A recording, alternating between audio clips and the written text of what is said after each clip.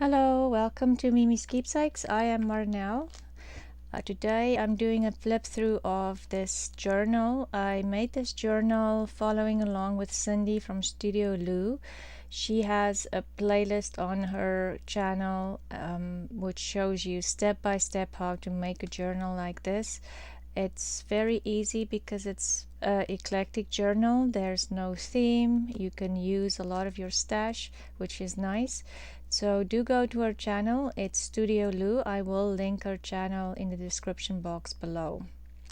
So the cover of the journal was made with just pieces from your scrap box, and it was collaged, and I sealed it with matte medium so it's not shiny or sticky.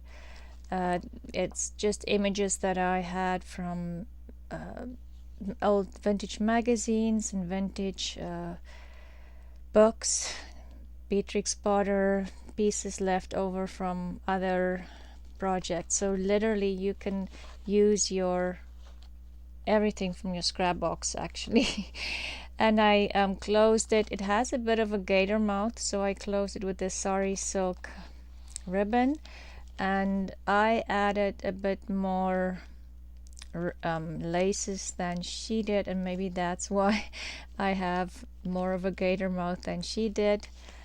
And yeah, so the bottom, it's just, that's the front cover, and then the inside cover was collaged as well. There's a piece of fabric where I bind the journal to strengthen it.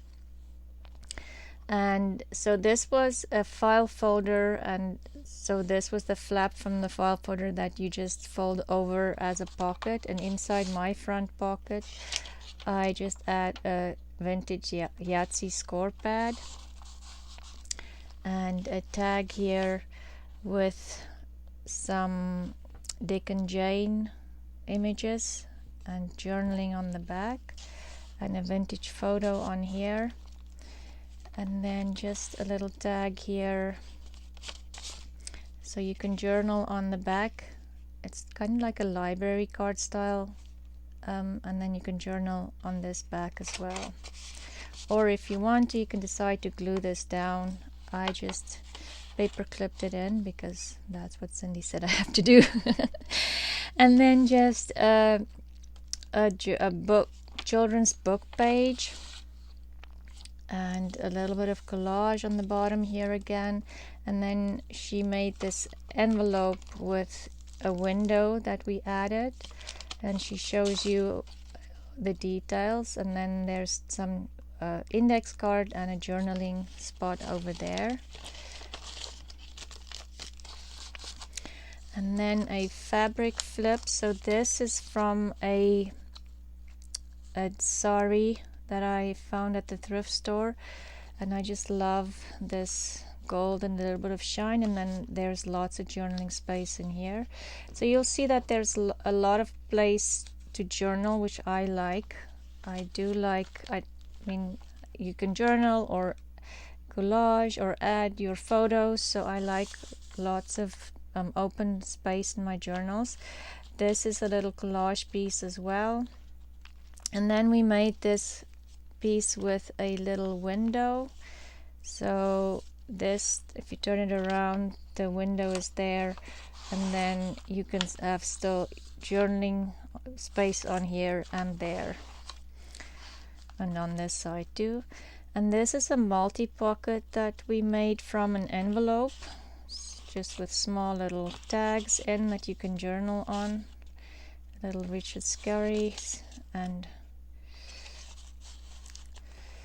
a playing card and some tickets. Come on. And on this side you just I needed some crinkly paper, so you can journal on this or add photos. If you journal on this, maybe just use, this is parchment paper, so use like a permanent pen.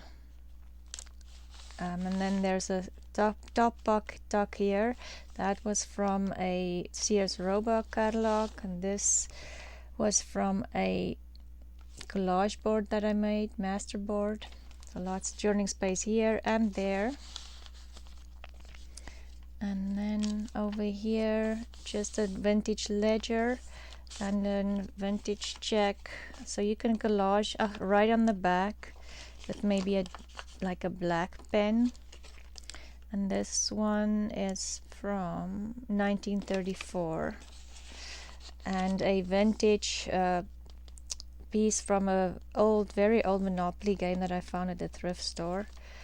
And this just came from a children's book, and it's just a little flip and some writing space on there again while you were out, and lots of space here. You can definitely write on this page or just add some paper on top and write, or just photos. And then in here I have a vintage ledger again with some washi and a little tab and a little bit of Edith Holden. Oh, in the back here is some eco dyeing that I did. And this is just a little flippy pad, lots of writing space.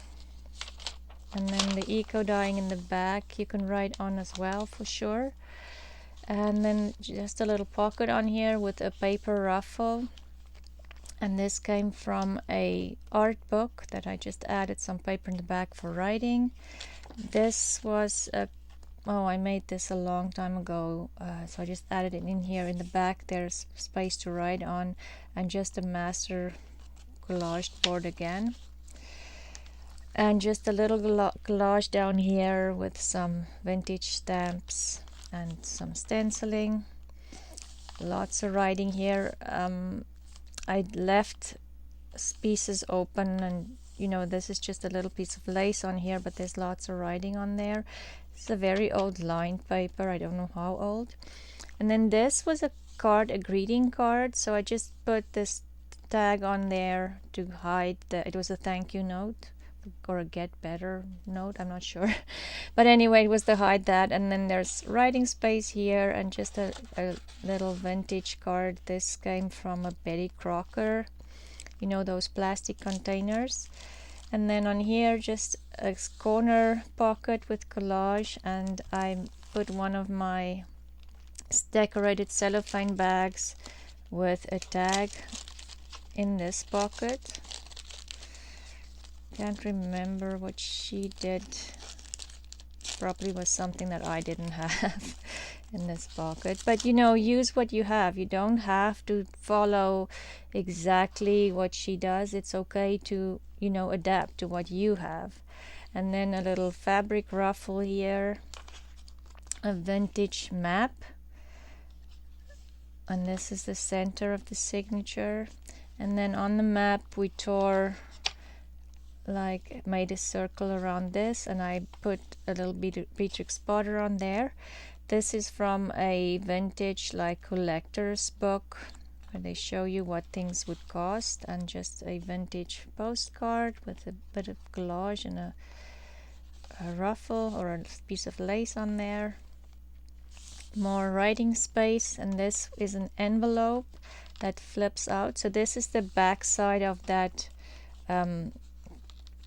greeting card, and I just add some lined paper again to cover the message inside, and then another Yahtzee score pad that you can definitely do some writing on or tear up for collage, and a vintage photo that I just decorated. Collage over here, and a vintage book.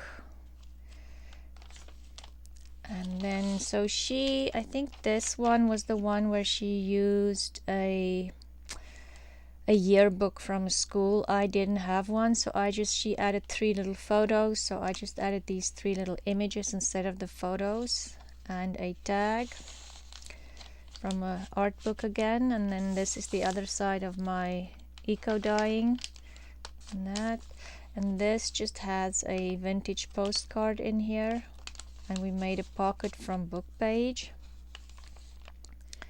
and a little milk token as a tab, and just stamping and collage on the bottom here, a fabric ruffle again, and then this flips open and you can write on here. This was a vintage card that we made a pocket on a book page, and this was from a book page as well. Or was this a? This might have been a greeting card that I've cut out the back off, I think. And then we made a tag with fabric. This I still maybe need to just push down, but the longer it's in the book it will relax. And this is, we made a pocket over here. I just used a pocket that I made previously on a video when I used my vintage stamps that I bought at the thrift store and made a collage, and I just added this play money in there.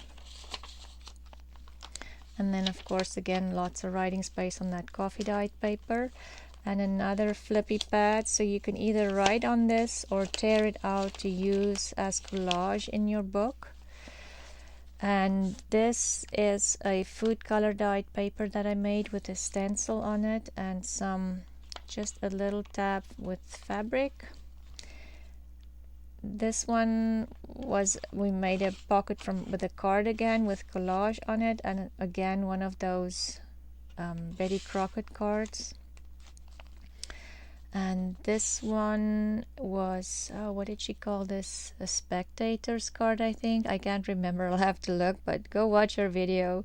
She has nice, she named lots of things which I thought was nice. So this is just, I think, from a Bambi with a little collage. And this card, so you can write there and on the back. And we made a little paper clip. I used the Beatrix Potter image, and this was just an image from a book, or maybe that might have been a greeting card again, and a vintage postcard. I don't know how old this is. Not, I mean, it's not very old. I made a pocket with lace, and I usually, if I make a lace pocket, I do line it with some parchment paper on the back just to give it some strength and it doesn't flap as much then. And just the back of my scrapbook paper again where we started.